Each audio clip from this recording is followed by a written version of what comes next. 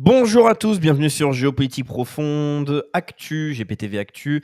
Vous avez été très nombreux à nous suivre ce matin sur la matinale de GP du lundi au vendredi avec Marc-Gabriel Draghi en invité principal. Merci à tous comme d'habitude d'être à la fois aussi nombreux le matin mais aussi sur ce format du midi pour nous accompagner sur ce duo pour analyser l'actualité brûlante. Et là, aujourd'hui, on va aborder un sujet important car il y a de nombreux signaux. L'État profond américain déploie toutes ses armes et on peut anticiper différents types de scénarios malgré la réalité du terrain, c'est-à-dire un soutien populaire très important envers Donald Trump. Eh bien, tous les sondages montrent Kamala Harris gagnante de plus en plus, surtout sur les swing states.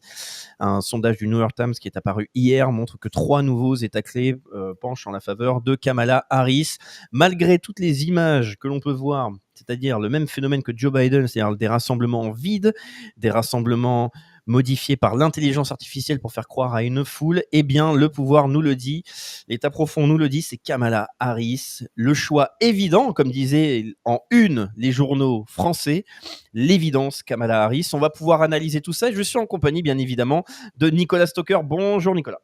Bonjour Raphaël, bonjour chers auditeurs, chers internautes, mauvais réflexe, c'est normal depuis le temps. Bien évidemment, n'hésitez pas à mettre le pouce, à partager la vidéo et à commenter, que ce soit en direct ou sous la vidéo. Et si vous n'avez pas vu la vidéo de ce matin, la matinale, eh bien, je vous invite à la regarder juste après avec une excellente analyse de Marc-Gabriel Draghi, avec qui on collabore depuis un bon moment, avec des articles que vous voyez sur le site de Géopolitique Profonde, mais aussi dans la revue sur les Smart Cities, où là, il a eu le nez fin parce que eh bien, c'était les prémices que l'on a pu observer avec la situation des Jeux Olympiques. Bref, donc, cher Nicolas, élection américaine qui arrive très bientôt. Et donc là, on peut voir que toute la machine de propagande et la guerre de l'information est en place.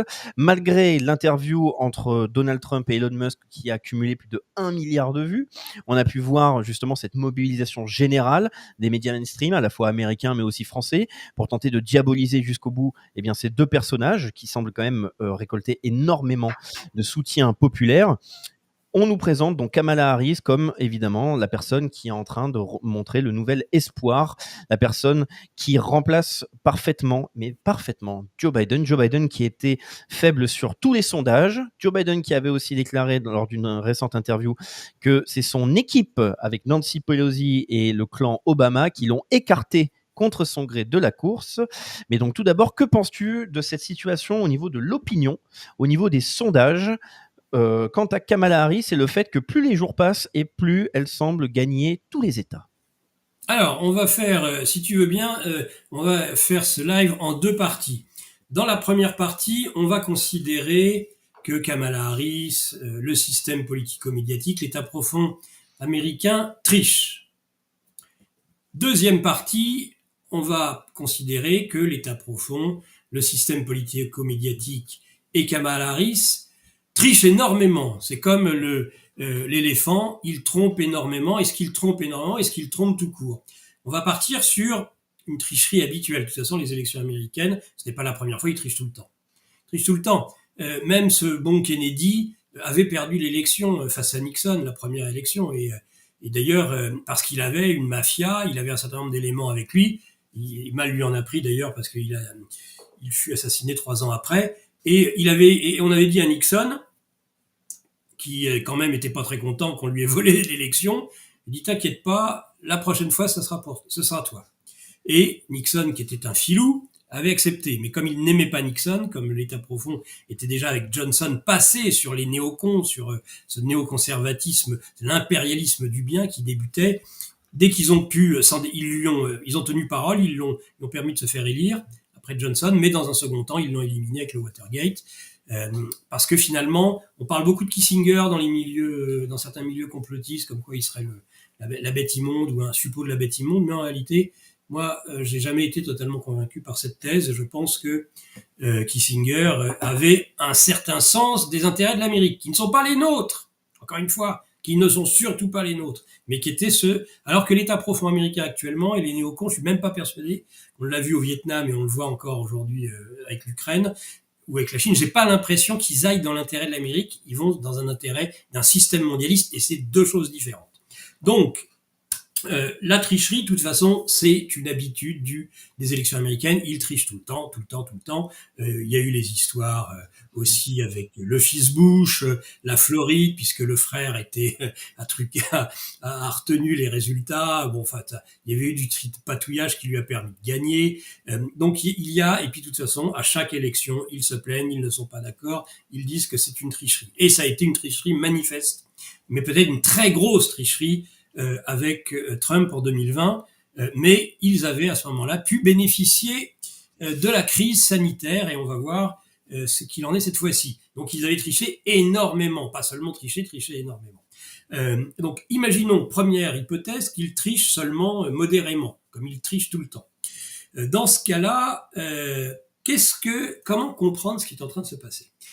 Moi je suis parti en vacances en juillet, j'ai enregistré des émissions entre autres à la radio, et on était tous d'accord, sur le fait que les JO allaient être une catastrophe, et pas seulement sur le plan sécuritaire, mais on était sûr aussi que Trump avait gagné déjà l'élection. C'était juste au moment de l'attentat en Pennsylvanie. Il avait gagné, il avait un avantage considérable sur Joe le sénile, Sleepy Joe.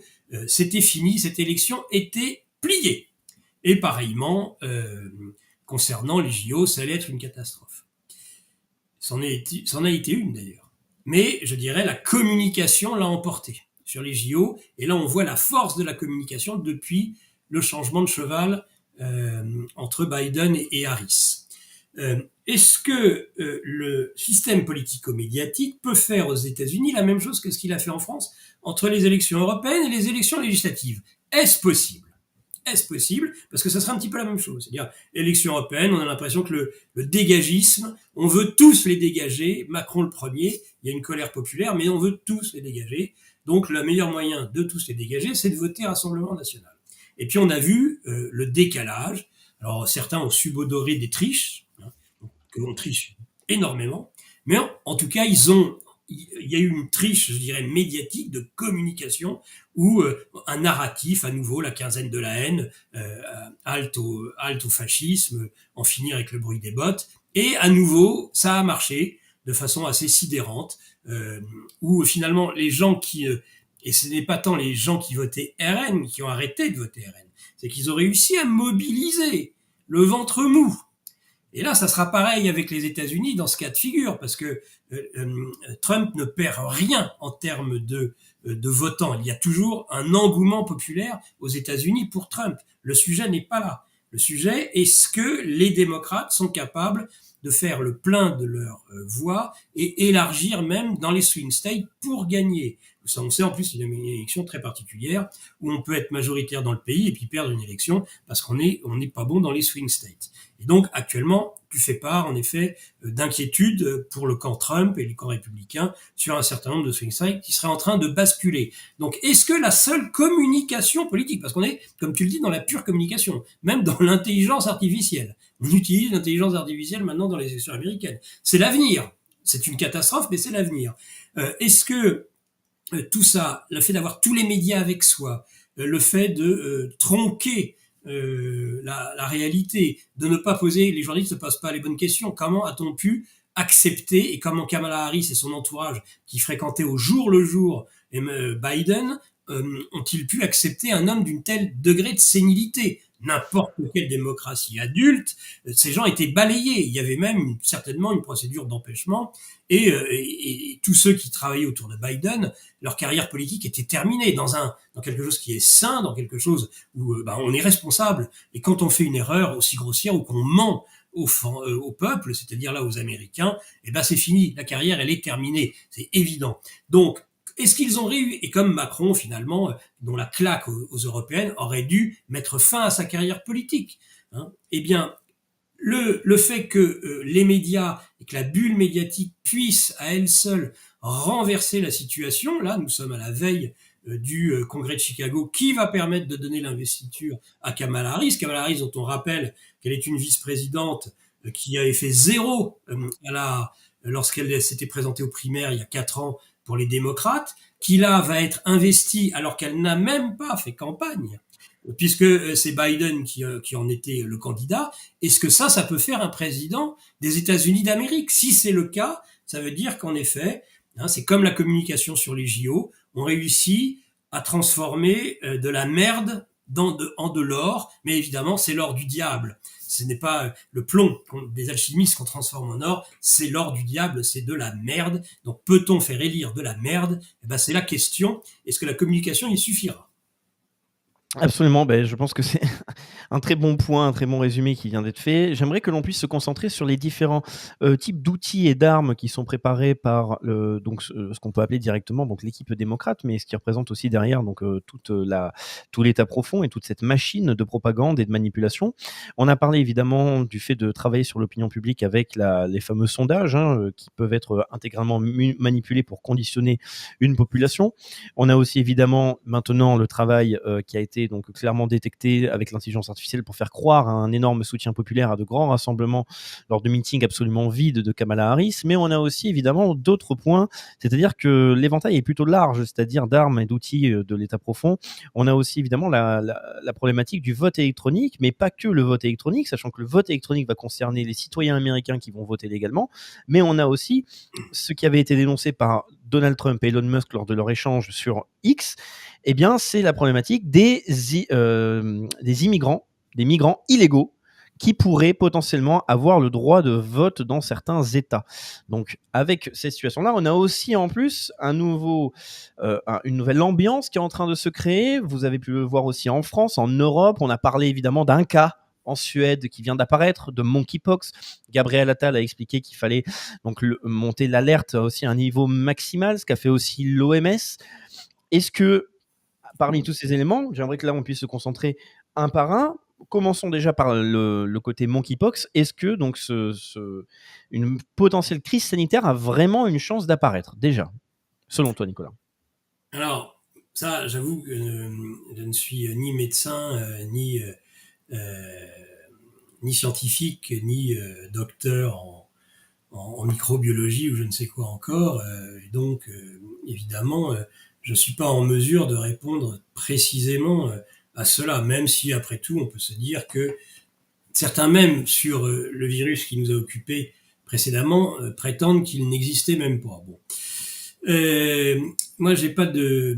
Ce que je peux dire, c'est que ce serait une occasion formidable si c'est nécessaire. C'est-à-dire que si le système voit et que si par exemple les sondages sont truqués, ce que moi j'exclus pas. Paul Reen avait l'air de dire ils sont sérieux ces sondages. Moi, j'en suis pas certain. Moi, je pense qu'ils sont truqués et que il y aura un décalage d'au moins 5-6 points et que donc s'il n'y a pas 5-6 points d'avance, autant Trump, pour mettre la pression sur son électorat, disait il faut qu'on ait 6 points d'avance pour être sûr qu'il triche pas, mais pas 6 points dans les sondages, 6 points dans le réel. Là, si Kamala Harris a pas au moins 5 points d'avance dans les sondages, ce qui était le cas d'Hillary Clinton qui en avait 10, ce qui était le cas de Biden, dont on a dit qu'il avait fait la course en tête pendant toutes les élections, alors qu'il était caché dans son sous-sol. Hein. Alors qu'en réalité, c'était beaucoup plus compliqué que ça. Il a fallu carrément arrêter le comptage, les ordinateurs, l'électricité, on a tout coupé parce qu'ils avaient perdu, et pour que le lendemain matin, ils aient gagné. Donc ils ont même été quand même pris au dépourvu. Donc ils se mentent à eux-mêmes. Ils mentent avec des sondages truqués, ils se mentent à eux-mêmes.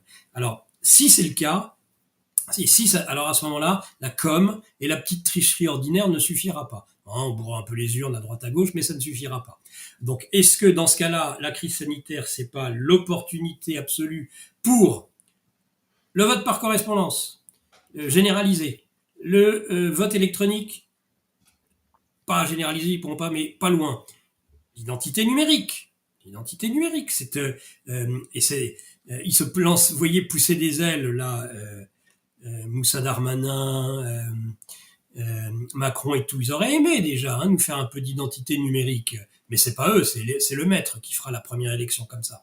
Donc évidemment, on ne peut pas exclure que l'Amérique, c'est ce que craint Trump.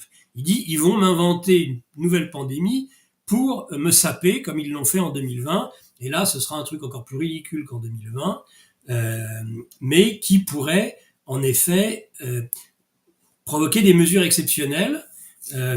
Et ça serait, on ferait d'une pierre deux coups. Non seulement ils élimineraient Trump, ils éliraient la personne qu'ils souhaitent, mais en plus de ça, ils feraient définitivement, je dirais que ça serait la fin, et ça on le sait, et tous ceux qui écrivent, entre autres dans le magazine GP, avec beaucoup d'expertise le disent, le jour où on a une identité numérique, c'est terminé. Pardon, monsieur, je suis confus, j'ai garé mon briquet. On a aussi tendance à jouer avec le feu. Google, qui est une création de la CIA. L'équipe de Géopolitique Profonde vous donne le meilleur de l'actualité brûlante. Mais en échange, on veut un geste de votre part.